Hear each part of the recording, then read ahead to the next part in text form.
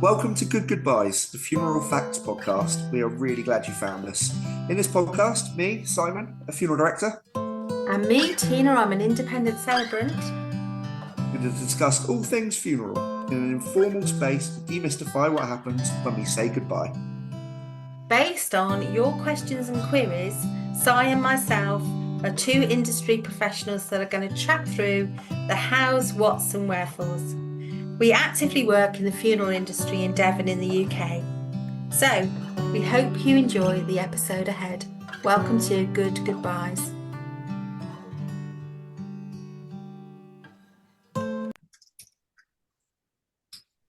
Hello, welcome to Good Goodbyes. This is Tina. And this is Si. Welcome to this bite-sized episode. We love a little bite-sized episode. And this one is on booking the date and time of the funeral service. Because it can be straightforward and it can also be an absolute minefield. So we thought we'd talk about it. It actually came up with Tina and I recently working together. So we thought, let's have a chat about what that looks like and how to do it. So what are the relevant things? Are there times that are more popular if a family had to think about that? I think as has always been the case, Friday and Monday are the busiest days. Friday probably takes the lead on that as well. Friday lunchtime, if I went onto my local crematoria's calendar, I would say probably the next 3-4 Friday lunchtimes are fully booked, because it's just the most popular time. So people usually go for either side of the weekend for travel arrangements, things like that. So that's something to be mindful of. One of the questions we ask when we're arranging the funeral is, have we got people travelling from sort of the medium distance, not the far, because people from America, they're not going to come on the day of, but have we got someone who is 4 hours away? Because if we're booking it for midday, they're going to be needing to leave their house 6:30, 7 o'clock in the morning to be certain. That's a bit of a strain. So let's do it for 2 o'clock, because then they don't have to leave till 9 and it's fine. So it's those sorts of questions that come up. But yeah, Friday and Monday always busiest. Do you find that? I find that, it's always busiest. And sometimes I talk to families about a number of different things. One is obviously a lot of people choose to have the service at a cram or a chapel or a church. I think that's probably still the most popular choice, a most usual choice. But if you do want your funeral service to be at a certain time, you can think about it differently. You could have the service first in a pub or in the cricket club or the rugby club, the football club, if they like their sports. And the funeral director, celebrant minister will potentially go to that place for you and do your service there. You know, it's all negotiable. And then the goodbye is as you wave goodbye, the person then can go and if it's a cremation, be cremated or buried after that fact. So sometimes if the premises is the issue, you can start thinking a little bit laterally about it. But please talk to your funeral director about the pragmatism and the practicalities of some of this stuff, because they will really guide your hand. But I've had families get very fixed on a date. And what we did with one particular family was they could not have their date of choice with the crematorium that they were going to use. So in the end, we ended up going to a hotel for the service, like they would have had in the creme. Yeah. And then everyone waved goodbye to the person, the deceased, and then the funeral director arranged for the cremation to be at a different time. Yeah. So that's just, if you're very fixed on a particular date, I think I'd just say there are those kind of options. Absolutely. And it's something to bear in mind, especially if you are going to church, church is never the last thing. There's always something else. We're about half an hour from either of our crematoria where I'm based. So what we do is we do a lot of committals in church, as they're called. So the committal will take place at the door of the church, and then we will go to the crematorium separately, be that later that afternoon or the next morning, whatever it might be. Because by the time you've left church, gone to the crematorium, had a little committal for a quarter of an hour, and driven back again, that's an hour and 15 minutes from the end of your service until you're back where the wake is, where everyone else has gone. Mm. It's a big ad. So a lot of the time we do an unattended cremation that afternoon or the next morning. Yeah. It just makes an awful lot of sense. And They're I think, usually closer, so not so much. yeah. Yeah. And I think this might become a bit more common really as time unfolds because, there's a lot of travel for people. So people start thinking about their travel time. And then you can, if you have your service and do it as Si has just described, with your funeral director looking after your person and the cremation happening slightly later, then you can go straight from your service and your goodbye. You're almost waving the car away, and Yep. then you go straight to your wake. And Yep. that can be a way of saying goodbye. And I think that will probably become more common in certain areas of the country. I know they have very long trips, like in Wales, to their Oh, city absolutely. crems, so yeah. So anyway, all of that to think about when you set your date and time, but also potentially the availability of others. Yep.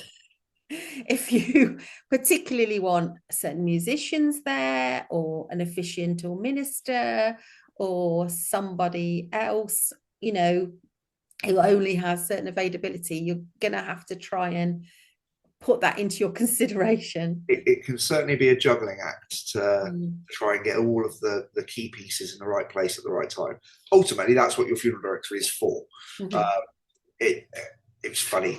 I spoke to somebody many years ago, and they kind of lean quite heavily on the director of funeral director, and their attitude was, well, the director of a movie doesn't make the props, doesn't pick the cast. What the director does is take all of the pieces and make sure they happen in the right order properly as they should. That's my job. And I kind of, ever since hearing that, I think, yeah, that's absolutely right. Although I do all the other bits, Mm. directing bit on the day is making sure all of those pieces come together at one point as they should. So yeah, it's, if there are lots of moving parts, that's a consideration to make as well. Because if you fix yourself on it has to be Friday the 1st, well, that's fine, but it has to be this minister. Are they available? I have to have a choir. Can we get a choir? There Mm. are lots of moving parts. So within that, Yeah, an element of yeah. flexibility. And I've now got a picture in my head of you as the conductor of an orchestra, but yep. also running from the front where you're conducting to the back where you're also playing the violin. Go around the back, play the drums. Like, yeah, but there can be it can be very straightforward, but there can be things to bear in mind. What about weekends? I occasionally get asked about weekend availability. Yeah, so weekends are a funny one.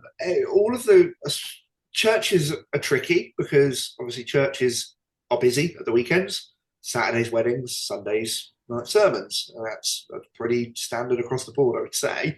Crematoria always available, but you're going to pay for it. And I think that's the harsh reality of it, is that you are opening the building and bringing staff in for one service. Monday to Friday, they are there all day, every day. On the weekend, it could be that we're only opening the crematorium for that one service. It's a lot of staffing they're having to bring in. It's a lot of, moving parts. It's making sure staff have availability because they're not used to working on a Saturday as well. But yeah, it's not something I do regularly. I've probably done 5 or 6 in the last 2 years, but it is available, absolutely. Yeah, and it will affect the fees quite reasonably so. Yeah. Similar to yourself, I've done 1 or 2 weekend things, but generally not. Generally, people try to find the time to do it on the weekdays, really. Yeah. And most people understand that if people can't travel, they can't travel. It's not going to make it too much better. Ultimately, it's a funeral. If they need a day off work, they'll take a day off work. Yeah. So yeah, Yeah, and then people tend to have, employers have a lot of empathy around the fact you might need to go to a funeral. So yeah, there is that, isn't there, as well? And it's a absolutely. bit of a 9 to 5 window open, really, for it, isn't it? Yeah, and it's silly. So we last week before last took a deceased person into church the night before the service. Mm. That's a bit more prevalent in the Catholic community than it is anywhere else these days. It's still something that happens there, but that's 7:30 in the evening because they had a mass at 6 o'clock. Mm. So 7:30 in the evening, I'm we're not at work. We're having to bring staff out, take vehicles, like on an evening. So again, there's a cost attributed to that, but it doesn't mean it's not doable. Anything's doable. I think the kind of shout out Matthew Limrose, who did an episode called Fancy Funerals on Channel 4. If you haven't seen it, go and watch it. It's fantastic. One of his opening lines, again, stuck with me all these years. The answer is yes. What is the question? That's a great way of thinking about it.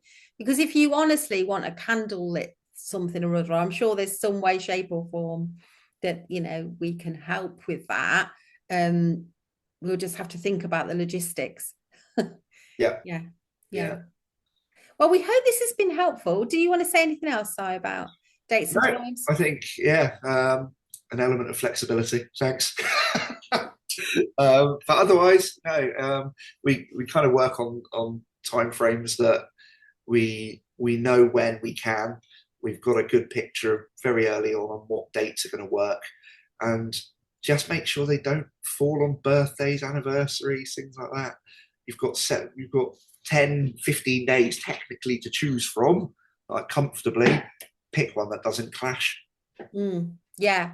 And I know somebody who changed a date once because they hadn't realised that they were booking a May bank holiday, and loads of people came back to them and said, well, we're going to be away, like away. And they were like, oh, I didn't realise that. And we were saying, yeah, you know, perhaps be mindful that people are more likely to have other plans at those times. Absolutely. Yeah, like you say, come into the room with at least 3 options potentially. Yeah. Absolutely. Always a good idea. Oh, well, thank you for listening. I've been Tina. And I've been Si. Thanks for joining us. We'll see you next time.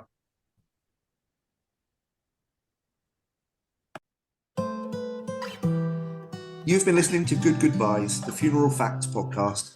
Please do like, subscribe, comment and share. Drop any questions on our social media, on Instagram, or in the text option in the show notes.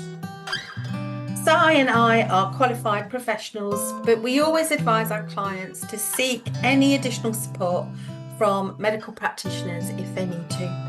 And we hope you enjoyed this episode. Stay well and be kind to one another.